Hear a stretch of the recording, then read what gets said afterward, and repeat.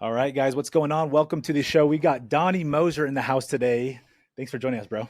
Hey, thanks, man. Thanks for having me. Dude, it's a privilege to have you on. So let me give this guy a little intro before I tell you, the little bit of beef I got with this guy because he kicked my butt in some sales competitions. And no, we had the privilege of working together at Aptive, and the very few people beat me on some of those competitions. Donnie is like one of them. And Donnie is a phenomenal sales guy, recruiter, and most importantly to me, like leader. And not just in sales. So excited to have you on, dude.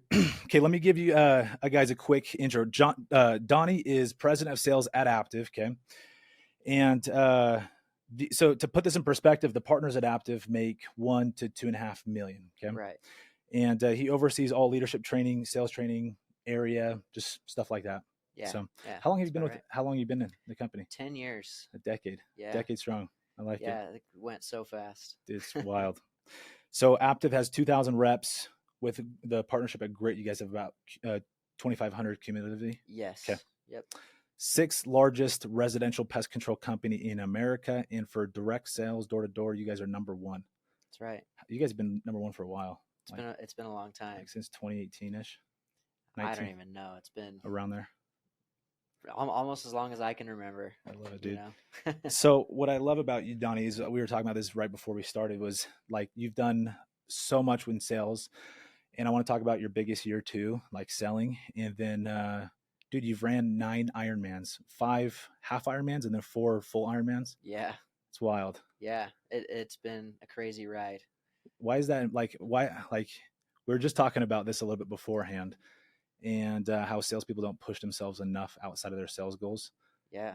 Tell me why you push yourself like that. That's a good question. So I at the beginning of my career, I was just so locked in on sales. Like sales was the only thing that I did. It was the only thing I cared about. It was the like I just grinded and grinded and grinded early on. And then all of a sudden, like 5 years in, I was like, oh my gosh, I'm 33% body fat and 200 pounds and I'm 5'8", and I'm like, this is not good.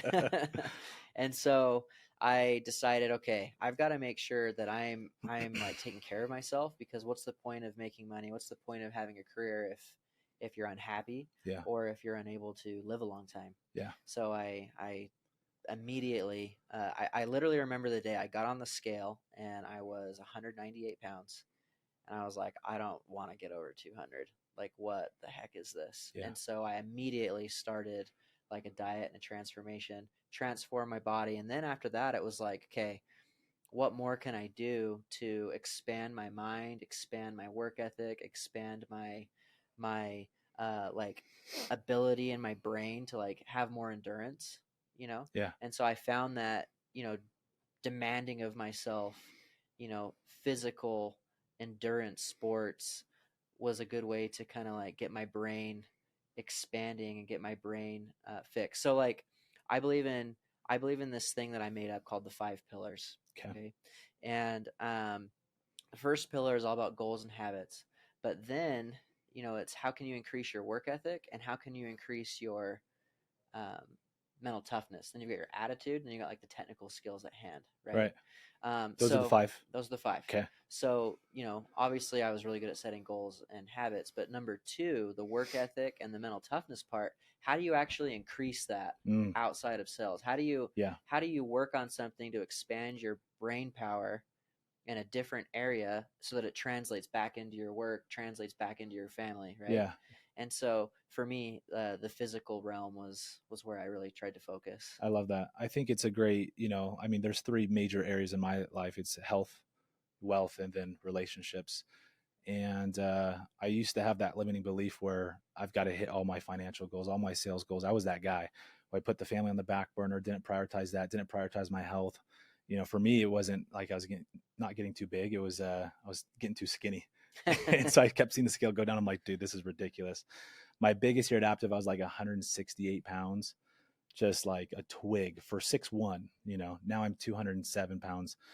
But yeah, it's cool that you don't have to, from my experience, you don't have to choose between your health and then your like a health goal, related goal, and then your sales goals. No, it's all interrelated. Yeah. It's all interrelated. Like you've got to be taking care of yourself to be able to give maximum effort. and things that you want to. There's this quote that I came by by Vince Lombardi, Yeah. and he says that fatigue makes cowards of us all. Uh, And man, like what a true statement, right? You yeah. get home from work and you're tired, and so you can't give to your kids at the level that you want to give to your So true. kids. You're out working and you get tired, you're like pouring caffeine down your body, Yep.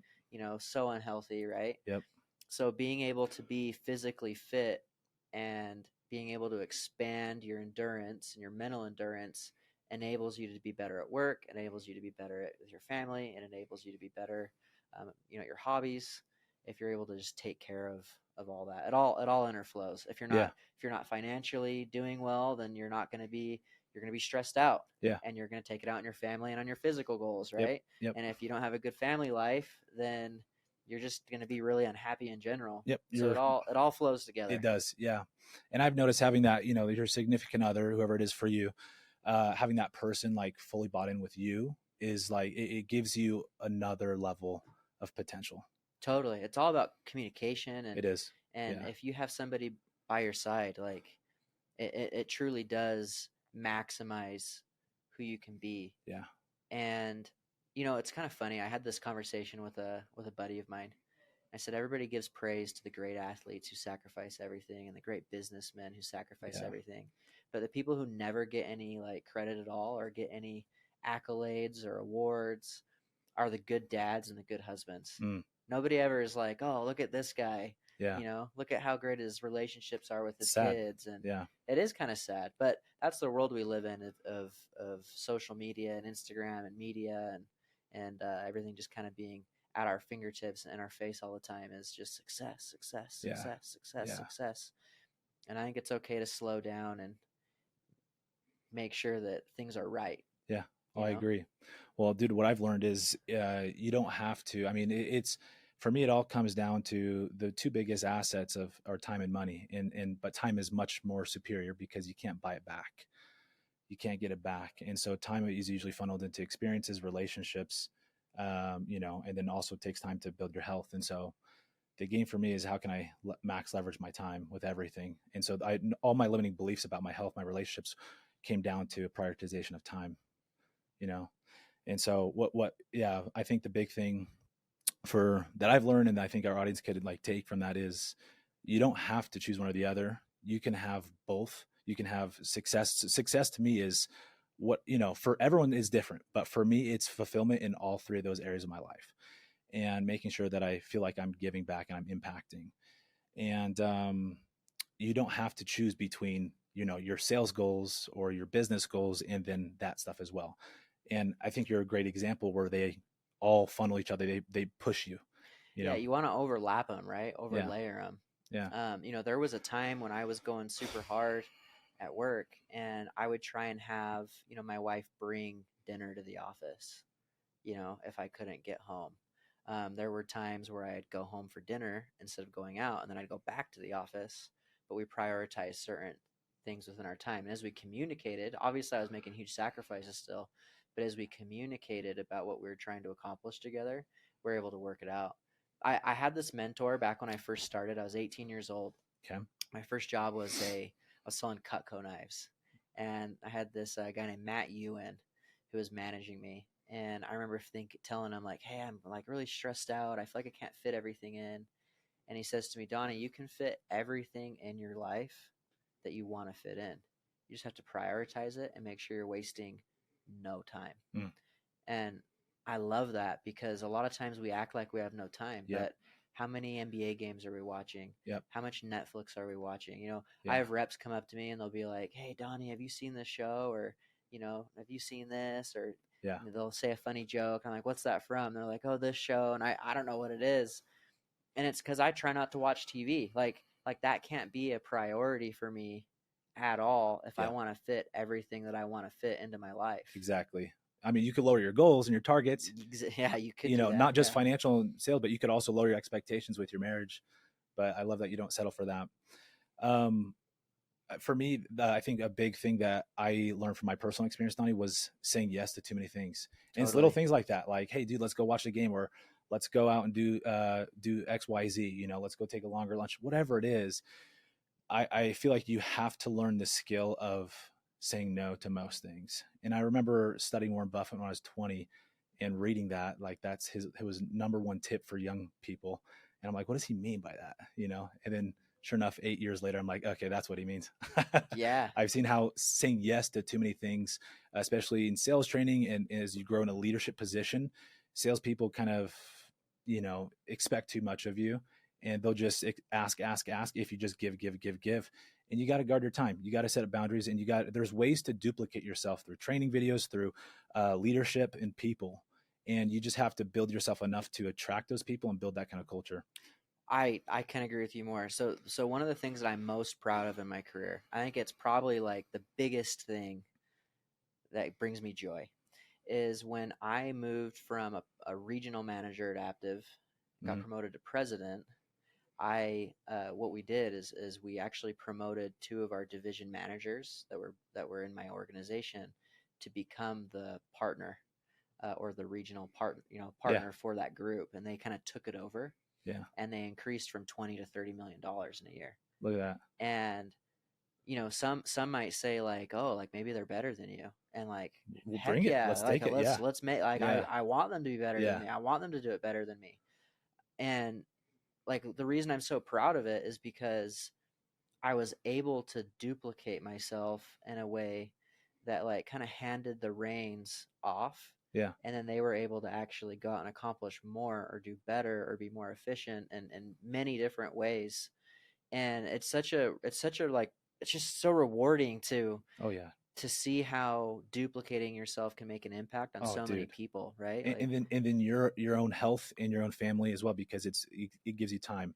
yes, And and yeah. that was the key thing, is that as I was growing this region, I was never like, there were other regionals adaptive that were, they grew way faster than me out of the gate, or they Mm, were bigger than me. yeah. And I just took the strategy of, I'm going to be very methodical. Yeah. I'm going to work harder than everybody else. Which you did. I I'm can going to I'm going to testify that. I'm going to stay longer, and I'm going to invest in my people and make them really really good. Mm, Because if I make those investments with my people and they become like little mini me's, and I can copy them and produce more of them, then eventually we'll pass everybody up. And finally, last year, they ended up being the number one group at Aptive, and I'm so proud of that, because that's amazing, it was man. just the compound effect, just little investments over Yeah. time, replicating ourselves, delegating, and it worked. So what things specifically do you do to like master that delegation or the duplication? So this is a really good question. There's so many people that ask me, or will complain. They'll say, "Hey, I hired this person, but like they're just not doing it as good as I could do it, Yeah. and so I'm just Of going to do it course. myself." Yeah. Yeah. And so when you hire people, there's an upfront time investment of teaching them how to do things the right way and making sure they get it right. And it's kind of tedious, Yeah. and it's kind of time consuming, Yep. and it's sometimes a little bit annoying because you could just do it yourself. Right. And it's a little bit scary because you could do things yourself. But if you make that time investment with your people and you teach them how to do it right up front, then you've duplicated yourself. Now, Yeah. how do you teach them how to do it right?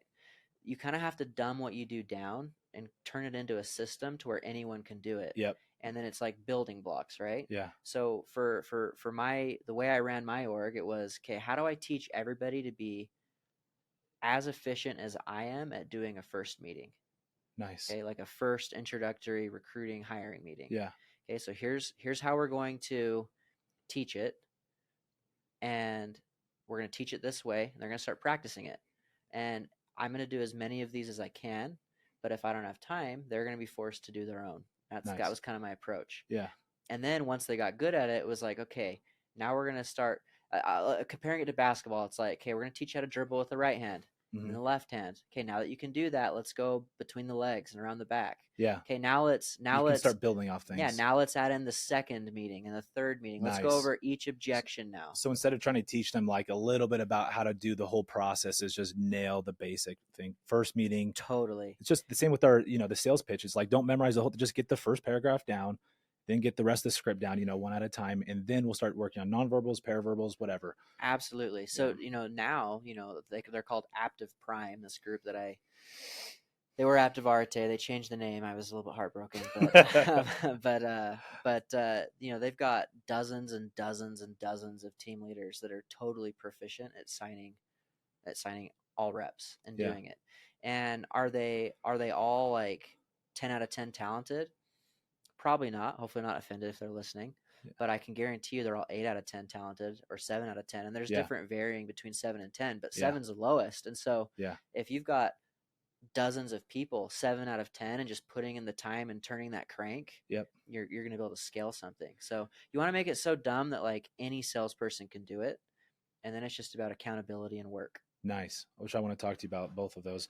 Dude, one thing I've learned in my career is, the perfectionism side to an entrepreneur or a salesperson can cripple you, especially in the sense that, hey, to replace yourself or have somebody, hire somebody else, whether it's a recruit or a manager or just an assistant, if they can do it 70% as well as you, it's well worth it. That cut, that 30% is well worth the cost because it's going to free up that extra time for you to move the needle in other ways.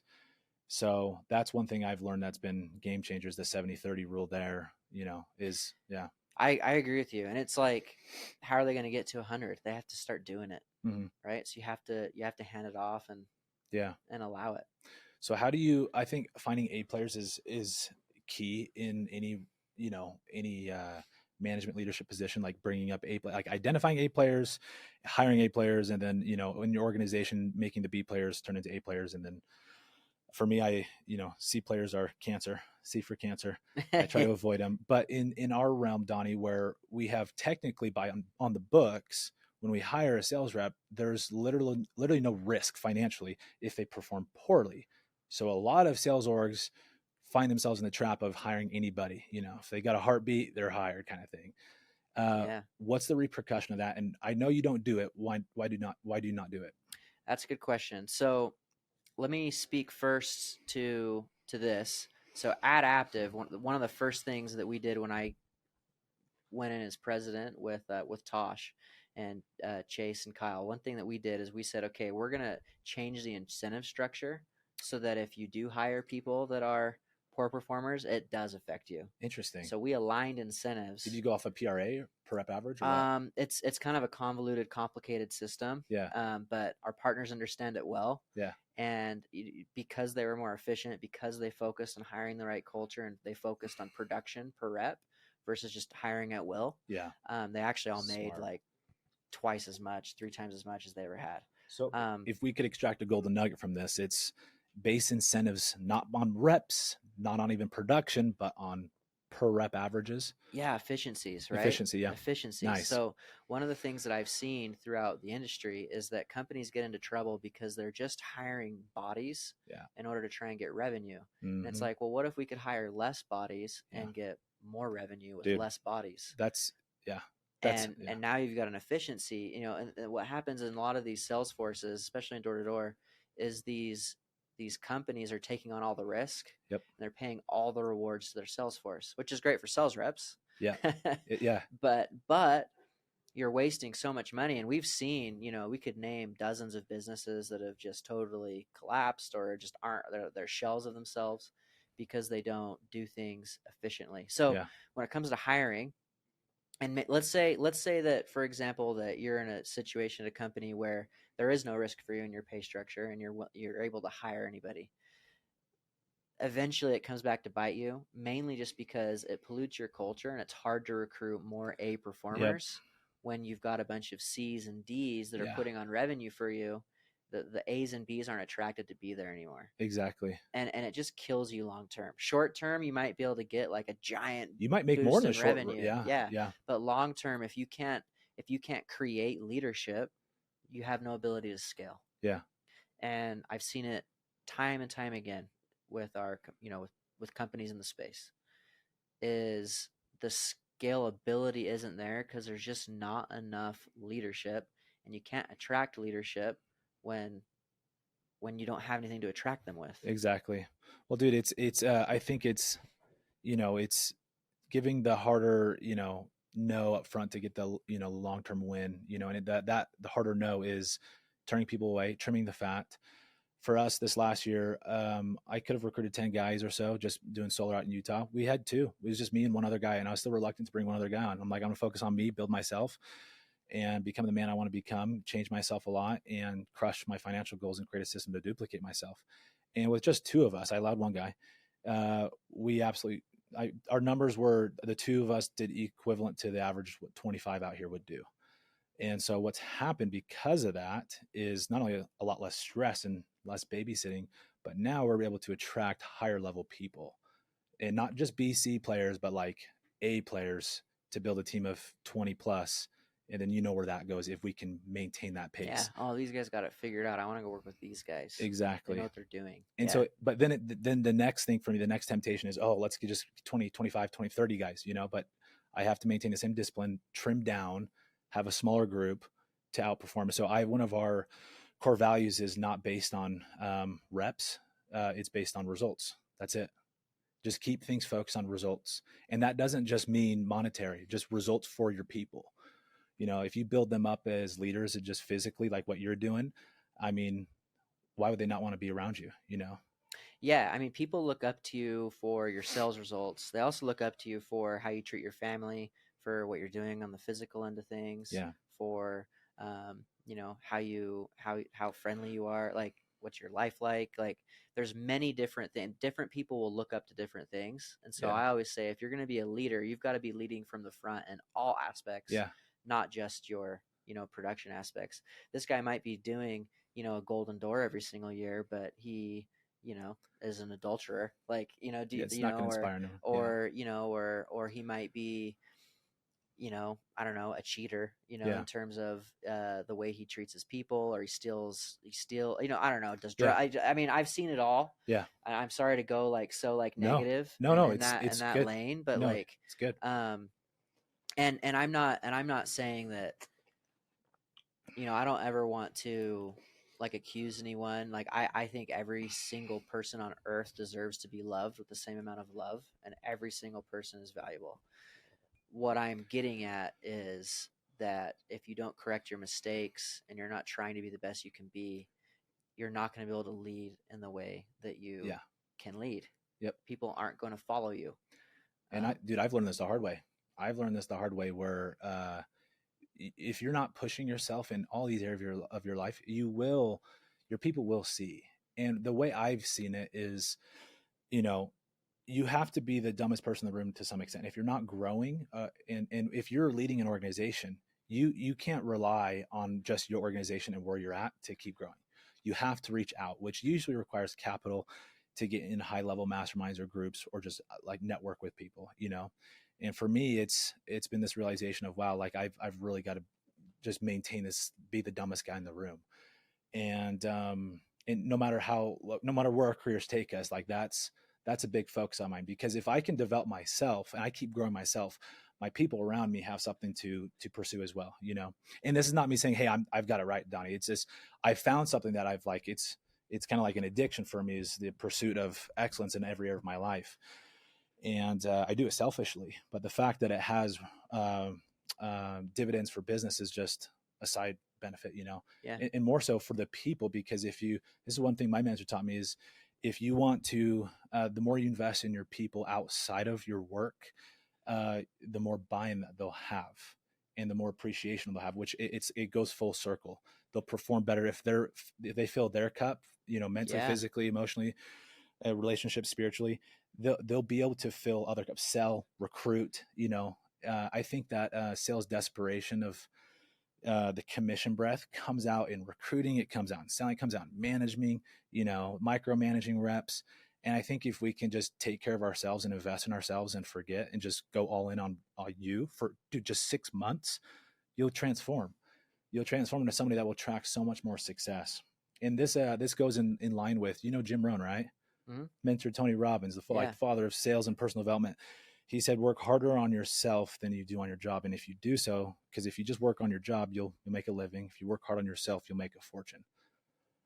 Yeah, because people will follow you, right? Exactly. And I think it's also really important to help people understand, no matter what you've done or where you've been or mistakes you've made, you can always improve, and there's always opportunity to get better. first thing. So it doesn't matter where you're I at. like that. You can start, you can change, you can make an impact. Second thing is everybody screws up Yeah. and nobody has it perfect, Yeah. right? Like we're all on this journey together. It's like a loop. Yeah. And it kind of loops upward. And no matter, like, in fact, the more refined you get, actually the more you realize that you have wrong and that you need to keep getting Yeah. better. But Dude, can I just comment on that real quick? yeah, When I got divorced, it was heartbreaking. Like it just, that's a massive understatement, just soul shattering. And I was mostly at fault for it. And, with that, there was so much turmoil, so much pain with 3 kids. And the narrative is so much self-pity after that for, a while. And, but you can, no matter who you are, as I say this to be able to relate to other people, no matter what you've been through, no matter where you're at, what mistakes you've made, you don't just have the opportunity to turn around. You have the opportunity to change your life and then inspire others who are that low. totally. That's what got me at Donnie, was saying, hey, look, so a lot of ways before I was put up on a pedestal, and a lot of it was a facade because everything else in my life wasn't put together. And I'm okay with that now. And, my thing is inspiring people that, hey, if you're not perfect, that's okay. Like you can turn it around. And if you invest in yourself, it will have dividends in everything else. Like if you're pursuing your sales goal and you feel like you're sacrificing everything else, that's okay. We get it, but stop, because eventually you're going to run dry, and and run dry could mean a lot of things. So The piper has to get paid at some point. yeah, But I think one of the coolest things about the universe, and God, I would call it God, yeah, is that no matter what we do, he's able to fix it and turn it into something positive for yeah. everybody else and yourself, I love which that, is man. which is so cool that there's like this redeeming principle of humanity. Yeah, No matter what you do, where you've gone, you can turn it around and be inspiring. So thank you yeah, for yeah, kind of man. like spurring that thought. Yeah. Well, it's So interesting about, like, I feel like our world needs more authenticity and just being more real. And this is, my girlfriend has really helped me with this so much.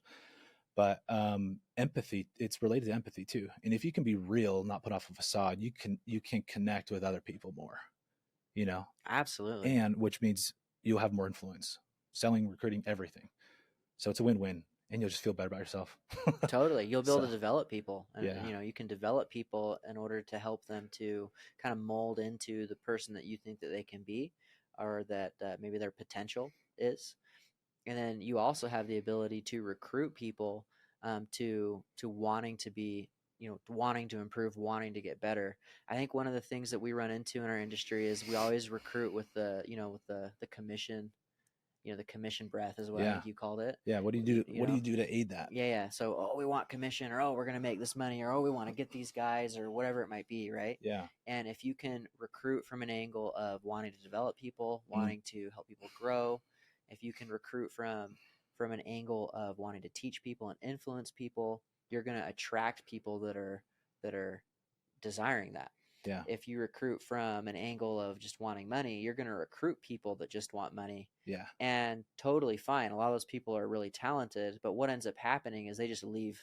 They just leave you Y- for whoever, yeah. Who pays them the highest? yeah. And Yeah, it might not even be who actually pays the highest. It's just like a percentage or a not, yep. like there's so much more to earnings than just like Dude, the preach. the percentage. Yeah, Like there's the work that goes into it. There's yeah, all the metrics that go into it. There's the leadership with you, right? yeah, And if you're recruiting to a culture and not to a percentage or whatever, or a commission, then you're going to attract the right kind of people. yeah, And you should be empathetic with people that, like, I'll be honest with you, there's people that come into my office and you can just smell the greed in them, right? yeah. And there's a difference between greed and ambition. Mm, Okay? I want ambitious guys. yeah, I love ambitious sales yeah, reps. Greedy reps, though, it's like, I'm going to be a little more careful with this.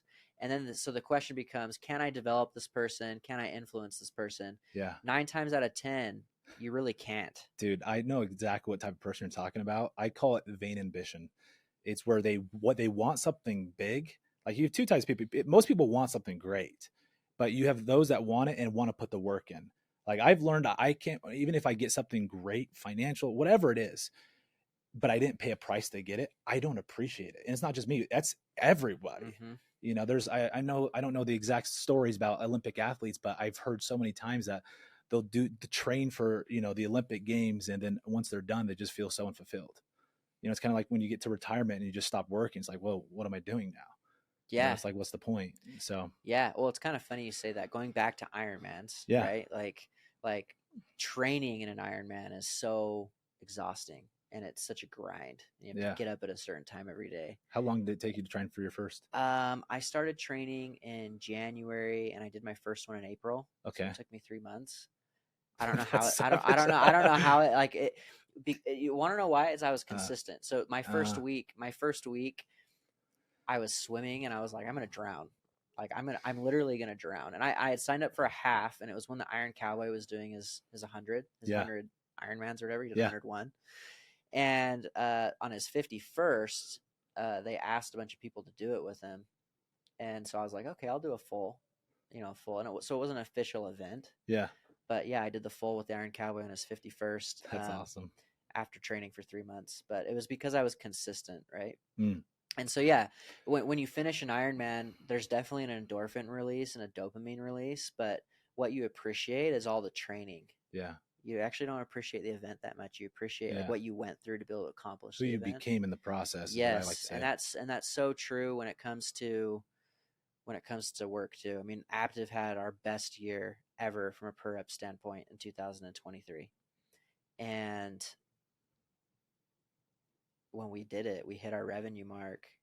I remember looking at the other presidents being like, hey, we did it. We And did I thought we'd be pouring champagne on each other, yeah. and it was like, all right, so let's start next year, Yeah. Yep. Yep. but Yeah. you look back on everything that we did to accomplish the goal. That's where like the true joy comes from. That's where the memories come from. Yeah. I don't I love remember, that. I don't remember, I don't even remember the day that we hit our revenue mark last year, Yeah. but I remember all of like the lead up to it, Yeah. So anyway, it's all interrelated. Like you can find the same. So one of the reasons why I say you should look at every part of your life and set goals in it is because you can find the same principle in Yep. each part. Yep. And you learn it in a different way. So Mm. like your knowledge becomes layered. Oh, I like that. And you become more sophisticated, and you almost become more wise. Yeah, If that absolutely, makes Donnie. sense. Yeah, I think when you could find the underlying principles that guide, different types of success, whatever that is to somebody, but you can find the underlying principles. I think that's when seeing different, hit a goal in this area of my life or hit a goal here, financially versus physical, in striving for those, you'll notice different trends of, like, for example, consistency, discipline, hard work, whatever it is. And so, I remember being on the jet with my mentor, like, and just drilling him with questions. Like, I got this guy 1-on-1, like, he's not going anywhere. I'm like blasting with questions. Every time I asked him a question, Donnie, he would always reply by not just answering the question, but by teaching me a principle about it, so that he's just a good mentor. Yeah, right. Yeah. So after about 50 questions, I caught on. I'm like, okay, I was annoyed at first, but now I'm so grateful because, people ask, oh, is he still mentoring you actively? I'm like, he doesn't need to. He taught me how to fish. And, and so, Oh, that's so good. That's beautiful. And so I've used it to transform my health, my income, my relationships. And dude, it's amazing how much can change just from this principle of like pushing to do different things in different facets of your life. You should write them down. So practice that I've gotten into is at the end of the week, I write down the things that I feel like I learned. Oh, I love that. Even if it's kind of redundant. Yeah. And I don't always write down a lot, but I just write down a couple lines. Like, what did I learn from the books I read? What did I learn from the podcasts I read? What did I learn from reflecting in the morning? Every single morning I drive in a car to the gym, and it's silent. I don't listen to music. I don't get jacked. I don't get pumped up. I just think. I think, I pray. I'm in silence. And then I write that stuff down. And that will increase your ability to learn at a faster rate. Yep, absolutely. And when you start learning at a faster rate and you start discovering those principles, it multiplies your success. It does. Get quicker and better, and you make more gains, you make more progress. Dude, I think people just listen to podcasts like this. They listen to audiobooks. They read stuff. They just go through it so fast in today's world and social media. Absolutely. And it's like they're absorbing so much, but how much are they retaining? Well, it's just surface level stuff. Yeah. What it ends up becoming is, I got to be successful. I got to be successful, which is fine. And then everybody wants to pivot. Oh, this guy's doing this, or this guy's doing this, or this guy's doing this, or this guy's doing this. It's like, let's take a step back, Okay, let's look for the principles within what each of these, successful people are saying. Yeah. How can you apply that to what you're currently doing or what you're most passionate about Yeah. right now, so that you're not constantly looking for something Bingo. new? Something specific. It could be something small that you can take action on. I love that. Dude, one thing when I read stuff, I've slowed down actually, and I read what not like a, hey, I'm read 10 pages today. It's I'm gonna read until I find something that I didn't know, and I'll keep going. And then it teaches my brain to study differently. I And then like that. and I study so that I can teach other people, which I think is the highest form of retention when you study that way. So I'm gonna steal your golden nugget, dude. Do I that love every that. week. I Love do that. that. I do my little Sunday planning. I think I'm gonna start doing that Yeah, when I do it, just reflection. it's a part of Sunday planning. Everybody kind of plans their week out, looks at their goals, reviews them, that whole thing. But I think the most rewarding part for me when I Sunday plan is just writing down what I learned. And I try to do it every day actually. So I have a separate journal where at the end of the night, so I'll kind of tell you my night routine. Yeah, sure. It might be cool, might not be cool. So I put my keys in this little teeny drawer where like you put paper clips inside of one of those little like pen Yeah. holder things. And the reason I do that is because it's my cue to make sure that I journal before I head home for the night. Mm, Okay, otherwise I forget. Oh, I gotta go home, and you just bounce, right? yeah. So it's like, oh, there's my keys in there. Okay, can't leave till I do this. Nice. And I write down a couple things that I thought went well for the day, a Nice. couple things that I think I probably could have done better, and then a goal to improve the next day. Nice. Sometimes, like if I have more time, I'll write down. I'll kind of score myself on how patient I was, Mm, how kind I was, and how focused I was wow. on like a 1 through 5 scale. And I'll kind of review those every once in a while. But the reason that I do that is because, for example, you're in recruiting meetings all day or Yeah. whatever, It right? just Or goes, goes, goes. you're Yeah. in meetings with like your different departments for strategy, whatever. And when you actually reflect on the day, it's like, oh, in that moment I could have asked a better question. Yeah. Or in that moment I was a little bit grumpy. Why was I a little bit grumpy right there? Well, Yeah. because I didn't do this right in the morning, and so it kind of caused me to like have mental fatigue. Yeah. Or that that moment, that meeting, I wasn't authentic. Why wasn't I authentic in that meeting? Why wasn't I real? Why was I feeling kind of rushed? Well, because this and this happened. And so you can start to strategize how you're gonna, build your day, and you can find points where you fall off the wagon, or where you kind of get distracted or you get messed up. Mm, So every day is like game day, right? yeah. So by doing that, it's like reviewing film almost. Yeah. But you're not reviewing film for a sporting event. You're reviewing film for how did you execute your day. Yeah. And as you compound that over Oh, time, it's amazing. you get super, super skilled at what Yeah. you do. Well, dude, very few people like set out every day with direct intentions on how they're trying to move that day towards a goal. And you So don't have to have a sales job or be an entrepreneur. You can have a goal, but wake up in the morning, have an intention, and then analyze and reflect at the end of the day. Simple thing. so here's what's crazy. So that's my work journal. So Okay. then I take the key out, right?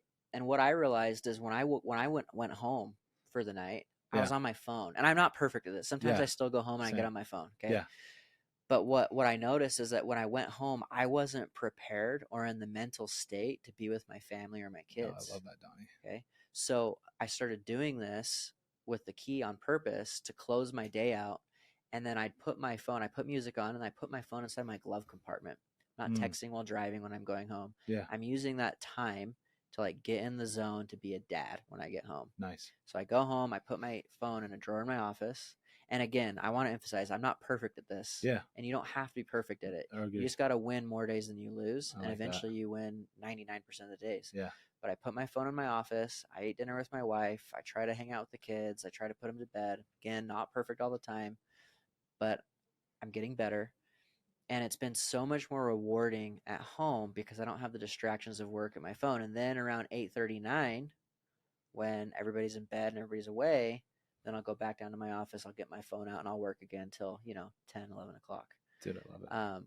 But and then I'll sometimes write things down from like the family aspect too. Yeah. Just kind of having that reflection, because those are the two most important things, or Yeah. two most time consuming things in my life right now. Yeah. But that's how I end my day. That's how the end of my night goes. And the end of your night is just as important as the beginning of your morning, because your night influences your morning. Mm. So again, this whole thing goes back to watching film, right? Oh, I'm not present at home. Why am I not present at home? Well, I'm on my phone. Mm, Okay, what can I do? Put the phone away. Okay. Oh man, I'm not getting up on time to do my swim sessions for my Ironmans. I'm really inconsistent right now. Well, reflect. Let's watch the film. Well, you stayed up till 11:30, midnight, sometimes 1 doing A, B, or C thing.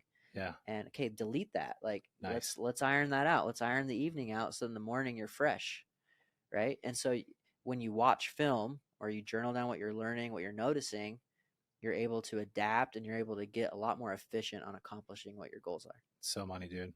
So much gold there. So many things unpacked there. Dude, from my experience, and like that is directly related to everything with sales goals, everything. I mean, it's so amazing, Donnie. Thanks for sharing that, dude. Yeah, no problem. Seriously awesome. It's a valuable thing. I feel It like is. that's like one of my secret sauces, Yeah. That I was So just at a 10X conference and with Cardone and Brandon Dawson. I went there. I say I have a filter up because I have to filter out most of this crap. But I know there's golden nuggets that they have that I don't know. And so I'm trying to extract those that still align with my principles. And one of them was he said, "Hey, my success has come down to this, like his success, waking up every day, setting the target, and then at the end of the day, reflecting and reviewing where am I at." hmm And in a sense, that is exactly what you're doing at a very deep level, and it's amazing, and it's so proactive. Like I've been through the same things where I set my phone aside, and sometimes you kind of loosely pull back in, and what you don't realize is there's a compound effect of that extra 15, 20 minutes or 30 minutes of just partial attention with that person has a compounding effect on your relationship, and then it'll affect everything else. And totally. that's with a very like competent partner. And so I've seen it Yeah, affect me. And so I love that. That's amazing advice, dude. Can I pick your brain before we wrap up on recruiting? yeah, absolutely. Okay, so let's talk about like if we try to break it down into 3 phases. Okay, like for a new guy trying to recruit friends, like strategies, and then let's say you did pretty well, and then next phase building a team, and then building multiple teams. Or would you have a better way to kind of organize? Yeah, let's go through those. So if I'm a new guy trying to recruit just a group of friends, so I'm not the team leader necessarily. I'm Yeah, just kind of going out for yeah, a summer or going out with a company, and I yeah, want to build a group of 5 or 6 maybe or something yeah. like that.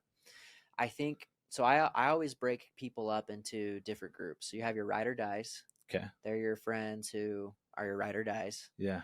and you need to get them into a meeting with whoever your manager is right away, Mm, as soon as possible. okay, Okay.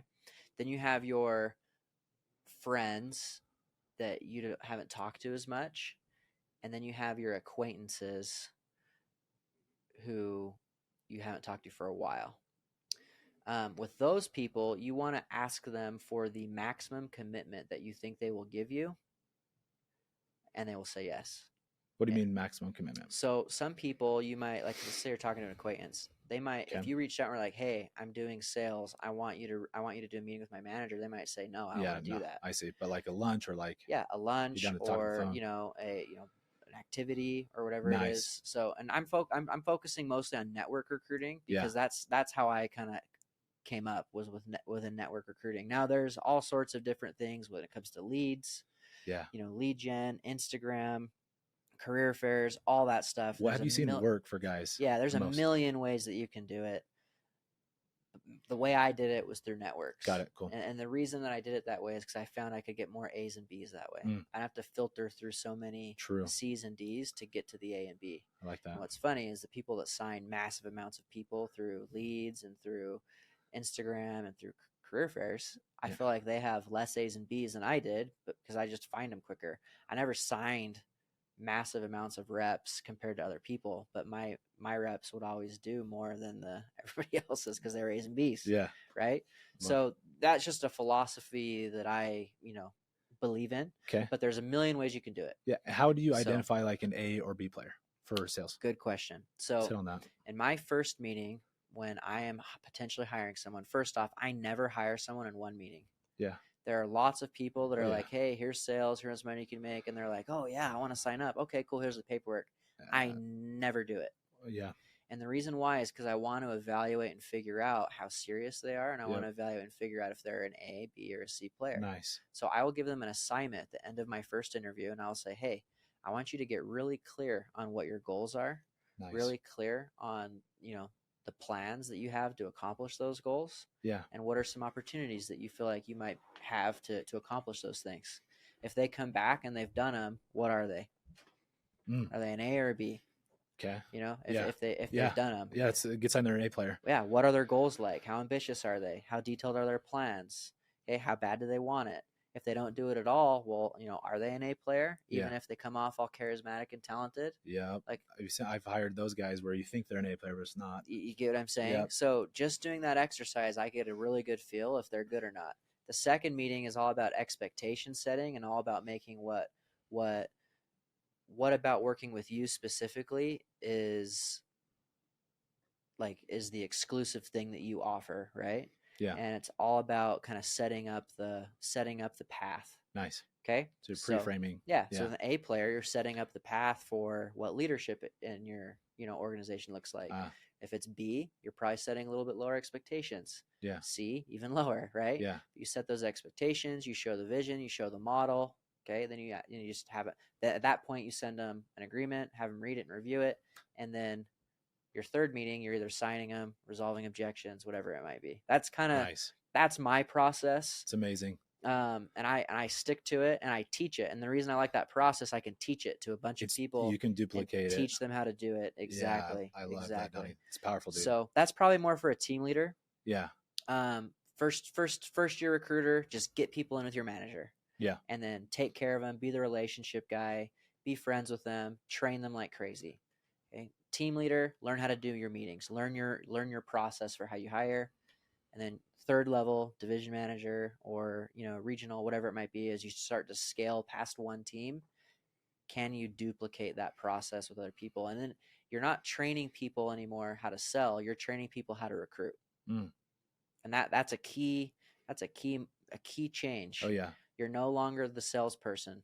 Especially, yeah. Now you're training how to hire.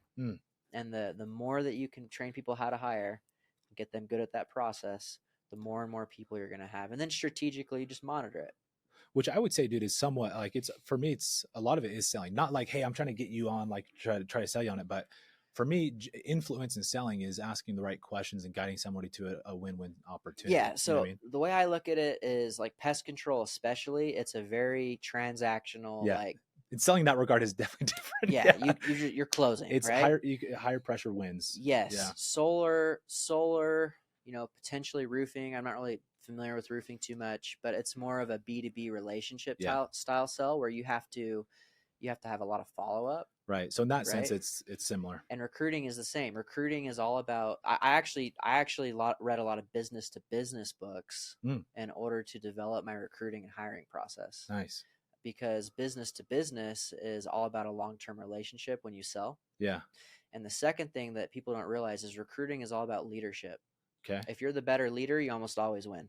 Interesting. You'll almost always win, and you'll almost always save your recruit when they want to leave to a different company. So this goes back to our whole conversation here. Yeah. Nice. Exactly. I love that. Exactly. Recruiting is all about B2B skills and leadership. And attracting, not selling. It's amazing, Donnie. Yep. I like that, man. So gold. Are you asking mostly asking questions throughout those recruiting meetings? Absolutely. What are some of the key ones you ask? Absolutely. Let's talk about the first one. Yeah. The first meeting, like key questions that really move it. If you could have one key breakthrough this year, what would it be? Nice. Yeah. Okay. What does life look like? Okay. What are things that you're passionate about? Okay. How do you spend your time? How do you spend your time pursuing those passions? The first meeting is all about figuring out who the person is, what they want. Yep. And then the second meeting, or really the end of the first meeting, is kind of figuring out how to hook them. Like, okay, I think I have a way to help you accomplish your goals. Nice. I think I have a way for you to double down on what you're passionate about. Yeah, because you've heard them out. You see where they want to go, and see, I see how this could potentially align. Exactly. Then your second meeting is all about proving it. Nice. Okay, so you're setting expectations, showing them here's basically how we would do this. Yes. Here's what you told me we want. Here's how I see a way to help you get what you want. Exactly. I like that. And then everything from there is just managing concerns. Some people don't have any, and some people have big ones. Yeah. Nice. I like it, man. Yeah. It's money. And it's just, that's the process. And you just, like I said, I've said this over and over again, you just teach it to everybody else. Yeah. And then everybody else follows the same process. And what I like about that is oftentimes you'll have someone who who, so there's multiple layers of leadership oftentimes in these organizations, right? Yeah. So you have this beginning team leader who may do a meeting and then they escalate it to their manager. And then they're like, man, this guy's really hard to land, but we've got to get him because he's talented. And it escalates to, the Yeah. president or the regional or whatever it is. What I like about that process is you just ask him, hey, what meeting is he in? Huh. Oh, he's in his third meeting. Cool. I know it's about objections. Interesting. I don't have to redo the first and the second. Yeah. Like that process has been done. I know right where they are in the Yeah. process. There's something they're Hey, held up review on. the first meeting for me. Review the second meeting for me. They can review it. Now I know exactly where he's at, and I know exactly where to jump in because I've taught the process. And I Nice. know the process better than anyone. Oh, that's cool. So when they come So when they in, bring it, I know exactly where we're at in the process. I'll That's review cool, Donnie. step 1, step 2, kind of get on the same page, and then boom, we're off to the races. So Very nice. so there's it just creates seamless communication between all of the recruiters in the organization for that individual rep. That's very nice.